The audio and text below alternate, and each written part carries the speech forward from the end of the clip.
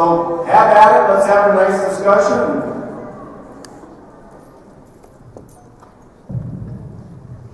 Go ahead, sir. Is this on? It is on. Okay. I was just wondering, I got an idea there. If this Josh guy is still going around appearing in places around the country, if there's a website or something that maybe we can follow him. Yes, there are. He's constantly having appearances. I would welcome any of you to go and talk to him. And could we bring our little phone? Absolutely, yeah. That's There's our own website called Foxwatch. Foxwatch. Any questions? Yeah. Isn't it a felony for that person to have snatched the phone out of your assistant's hand? That's a felony. Yeah. In the Hammer Museum, you know? Yes. In the Hammer Museum, which is named after Arnold Hammer, I think he was the president of Standard Oil. That's the irony. The money from Standard Oil went to have a forum on fracking where Judge Fox, an anti-fracking activist, debated fracking with Bill McElhinney, an anti-fracking activist, and was moderated by an Australian journalist who's an anti-fracking activist in the Hammer Museum in LA. So if anyone out there is thinking of leaving their money to some museum or trust, be careful. Please be careful, because that's what your money goes to after 20 years. Yeah, also your grandchildren may not be as sensible as you are. So, this Arnold Hammer will be turning over his way of attack. That's what happens. So thank you for a great film, outstanding rebuttal, and finely done. We who don't have those sort of sophisticated tools to produce a film like this, how do we fight back against this narrative on our small local scale? You need to tweet. You need to be on Twitter. Everyone needs to be on Twitter taking on these people because they're having a conversation without anybody who knows anything about oil and gas present. So you need to get this film into schools and the universities as well. I think it's a perfect educational tool. If they show gas, which they all do, as I'm sure you know, they all show it in all the classes. So if they show gas, they need to show this very sure. You're paying taxes, make sure that the local schools are showing gas. And, support people like us on Kickstarter as well. And by DVDs, we have about 60 left, and we're not leaving the building with anything. The rebuttal's going to come up. Who in natural gas is funding your operation? Can you now, I'm not a proponent of this, I'm just saying that's the question. People are going to say that this is all your funding. There's the funders there. You say to us now that you didn't get funding from natural gas. Yes, we can. Yes, all there. Kickstarters are wonderfully transparent. Watch for how long they go on. Well, actually, go to Kickstarter and actually go into the Kickstarter site, and you can actually see these names, all of the names of our funders. So, it's at the top, we should let them roll so you can see them. Yeah. John? Can you tell us how you got the EPA, Phelim, how you got the EPA footage? And what did the EPA think of the folks that were the litigants in Denmark? The EPA hit me, okay? But I have never met a more amenable group of people who could not do enough for me as the EPA people who gave me that video. I think there was only one group of people they hit more than me, and that's the litigants in Denmark. Because the litigants in Denmark brought the EPA in and said, there's something wrong with our water. We want you to prove it. And when they came in and said the water is safe, suddenly they started attacking the EPA. So the EPA was very, very cooperative in handing over that video. They handed it over in a format that was useless to us, and we said, we need it in a better format, a technical format. And they spared no expense or time, and within 24 hours, we had it in the most compatible format. It's amazing how government works when they want to work for you. Yes, there was one part of the movie which a lot of people here may have been somewhat surprised about, namely your interview with James Delingpole, when he mentioned about the connection between Gazprom and the opponents of fracking. I'll give you a little bit of background about that. In October of 2009, I spoke at the World Gas Conference in Buenos Aires, and I was on basically how shale gas was transforming the U.S. gas economy. I happened to be on a panel and sat right next to executive vice president from Gazprom, who at that time they were pretty confident that by 2020 they would be supplying 10% of the U.S. gas market. And I basically said, you'll be lucky if you'll be supplying 1/10 of 1% of the U.S. gas market. And they really depended because... We're going to try and just do questions because... I just wanted to provide you that that's just not... no, I remember... there are some substantial grounds to those allegations by James Dellenpool because Gazprom had... 5 years ago, I went to a conference where the speaker was one Mr. John Marble, who I think is known to many of you. And John, I think it was 5 years, 2008, and John gave a presentation where basically, it's before fracking took off, where basically the take home from the presentation was we're all going to have to be very nice to Russia, and we're going to have to be all very nice to Iran because they control the world's gas, and America's gas is running out. Within months, fracking the new type of fracking, the twisted fracking has started, and no one cares about Russia now, no one cares about Iran's gas. They can keep it and blow it up themselves or whatever. So Gazprom is in trouble if shale gas goes ahead. I don't know if they're funding the anti-fracking movement. They'd be crazy not to. Trillions of dollars are at stake. So. Next question. Yes, I'll make two. Can you tell us a little bit about Craig and his wife, the one that were fighting against the fracking and the water stuff? And in your honest opinion, do you think many of the people that are against the fracking are basically doing this to benefit the Russian and their monopoly? No. I think everything I have to say about Craig Judy's is in the film. Really, it's all there. And I think there are many genuine people who are genuinely scared of fracking. There are also many people for whom this is just the latest cause. I think they're anti-modernity, anti-development, anti-fossil fuel, anti-American fossil fuel journey through life. Funded, no doubt, by some trust fund somewhere, or by the taxpayer. No, there are many people are anti-fracking for many reasons.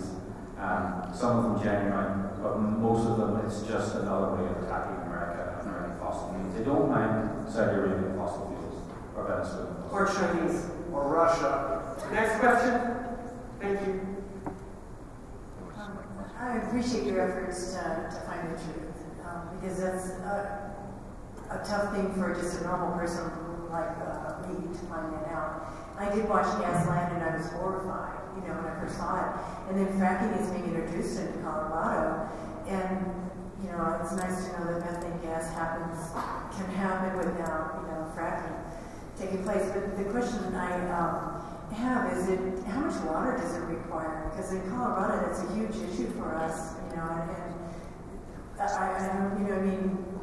we're really scared. Yeah. In Pennsylvania, it requires 1 million gallons of water.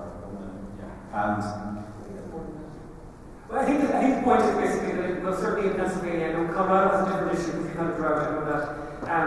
But in Pennsylvania, they use more water on golf courses. And I think you've got golf courses here, so... Yes. There's more water used in golf courses every year than fracking. One of the things they're also doing with fracking water is that they're recycling it. So it comes up and it gets reused again. I think if people are worried about water, they should look at all the different areas where water is used and maybe have a rethink on that. I think they're going to end up not using water at all. The technology is moving on. People here who are technically on the technical side of that business, they're making amazing inroads all the time.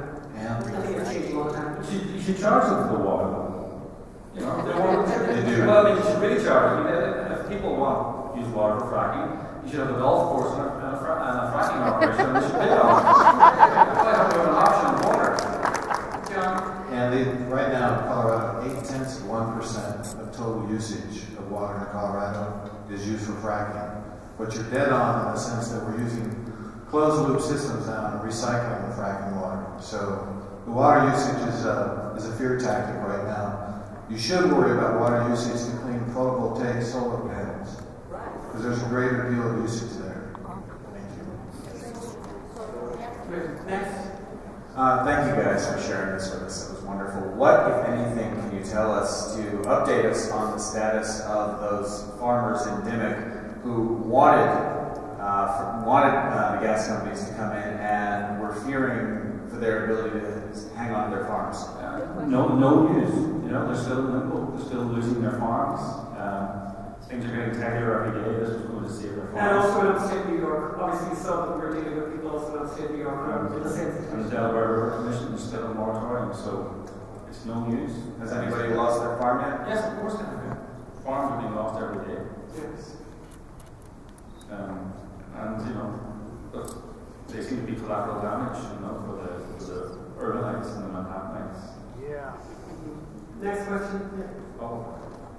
I'm a water consultant, so I just want to add to that answer about the water. There's a number of farmers who are saving their farms by selling a little water to some of these energy companies to do fracking. It's not a big issue.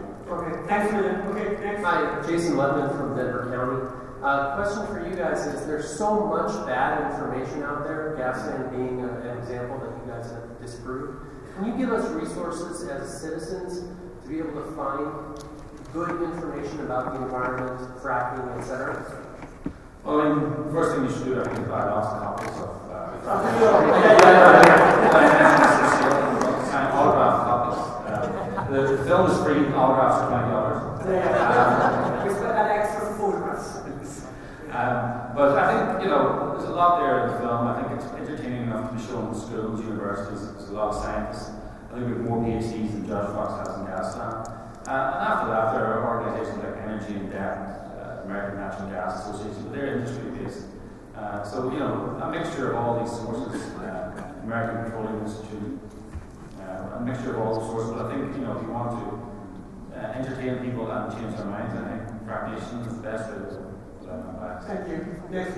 Thank you. Peggy Littleton, El Paso County Commissioner.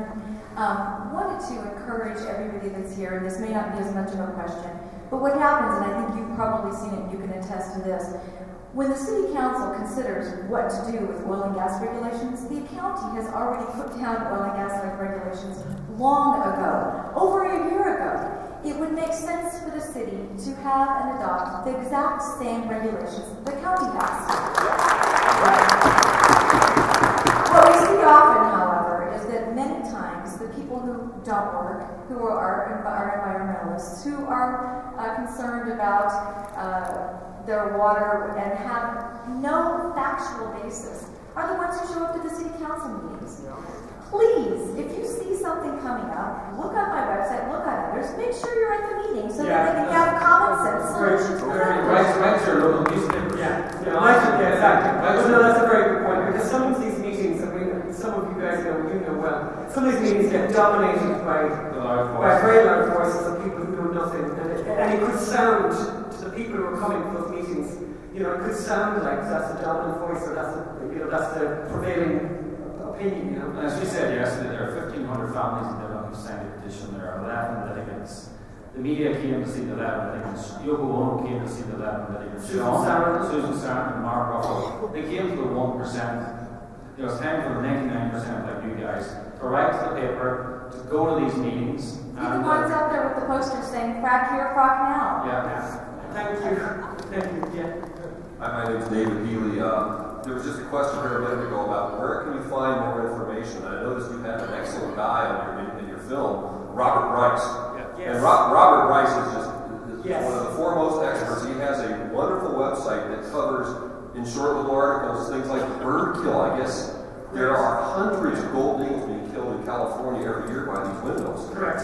And the windmill owners get a pass, where if you happen to be somebody who has a water pit in his oil and gas lease, and you'll get prosecuted if the bird's killed. One bird's killed. Power Hungry is Robert Bryce's book as well. I encourage you to Power Hungry is a great book. Brilliant book. RobertBryce.com.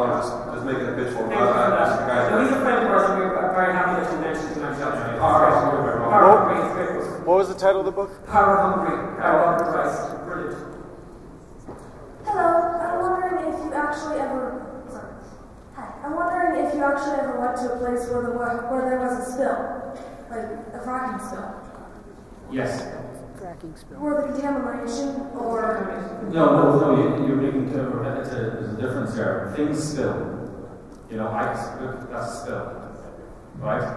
Now, that can be cleaned up. Okay? However, we have never been anywhere with any contaminated water because there has been no contaminated water. Right? So when you spill something, you immediately stop spilling, switch it off. Yes, of course there will be spills. There will be spills when you install solar panels. There will be spills when you oil and grease when you install those windmills. I mean, it's a world. Things, milk gets spilled every day. Things are spilled. So yes, we have been there, but we've never been anywhere there's been no contamination because there has been no contamination. Over a million wells in America. And that's not us saying, it's Lisa Jackson who said that on her oath to Congress twice, and she's an honourable woman and would not lie.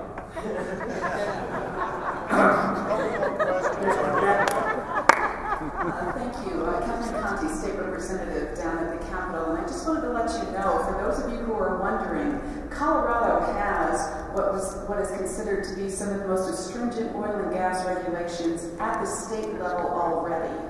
So when city councils and counties want to start weighing in on this, remind them that we already have some of the most stringent oil and gas regulations in the nation. And our counties have now been given a voice, in addition to that, through a motive of understanding back to the Colorado Oil and Gas Conservation level, the body at the state that makes the regulatory policies. So just want to let you know that there has been a means of giving counties a voice back to the state, but that it really is, if you think about trying to make a patchwork policies throughout the entire state, and the confusion that could cause and the difficulty that could cause, we feel like it is really better to have a one size, with motives of understanding and agreement from the counties. And just some other things. So New York, we need to study more. Pennsylvania, we need to study more. Ireland, they need to study more there. And they all study the same reports. The studying is being done. Like, we've had this huge petri dish called America, where 1.3 million wells have been fracked. All the science has been done. The analysts have been done. You don't need to have a separate set of rules for Colorado or new analysis. All the studies are there. Next question. Last question. Yeah, my name is Kevin Cullis from Littleton, and I'm involved a little bit with it just as a citizen. But the interesting thing is, Longmont, and just a few days ago, Fort Collins supposedly banned fracking in their city. I'm understanding here because part of it is just educating us, but if you help us understand in terms of if there's regulations already, what we can do as citizens to try. What has happened in the United States, and I think that's kind of clear from the film, is that oil and gas production in America has always been regulated at the state level. And that needs to always stay that way. It always needs to be at the state level. It never needs to be organised at the federal level. And the reason for that, we always say at the state level. And this is the big threat now. This is the big worry now. I know you're having problems in individual towns and counties here, but there's a much bigger threat, which is the idea that the EPA will come in and start regulating it. Then you're really finished. I mean, really, they're going to go out of business, won't be able to afford to deal with the regulations. It's already the regulations are at a ridiculous level. But, and the reason, if anyone ever kind of questions it, if anyone ever said, I want the EPA involved, the simple answer is, these shale formations are different everywhere. So in North Dakota, it's 2 miles down. It's 2 miles below the water table where they're doing the fracking. In Pennsylvania, it's a mile. So let's not have the same regulations for North Dakota as we have for Pennsylvania. That would be ridiculous. The states know best. Every state knows their place best. They have a long history of dealing with these issues. Long history of dealing with oil and gas. They know it. They know the story. And the idea of strangers arriving from Washington, God, really, they should run out of town and just see them come. Or any of these EPA people, they don't have a clue. They don't have a clue. And you know that story from last year, that EPA guy in Region 6, that guy who was caught on tape saying that his attitude to the oil and gas companies was crucify them. He said it on the record, that was his attitude. We want to crucify them. And this is the kind of idiocy that represents the people at the EPA level who have that kind of nonsense idea about energy. They haven't a clue actually where energy comes from. They're all driving around their big 4-wheel drives thinking that energy's really bad. Oh yeah. And the iPad going, they got a phone going, everything's plugged in, fire, electricity. Idiots, And I think the whole thing, by the way, again, I have to make a point about that, because sometimes I think people put, and it's one thing that I disagree with Robert Rice about, by the way, I love Robert, but I definitely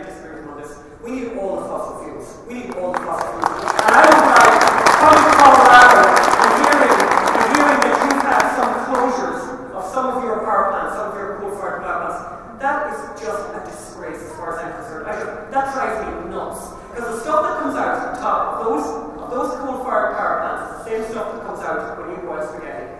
And it drives me completely nuts. We need all the fossil fuels. We need all the fossil fuels. All of the above. Yeah, exactly. Quote Obama, all of the above. God, save us. So, one final question. What's your next project? Well, if we told you that, we'd have to shoot you. We're going to make a movie. We've moved to Los Angeles because we think that stories change the world.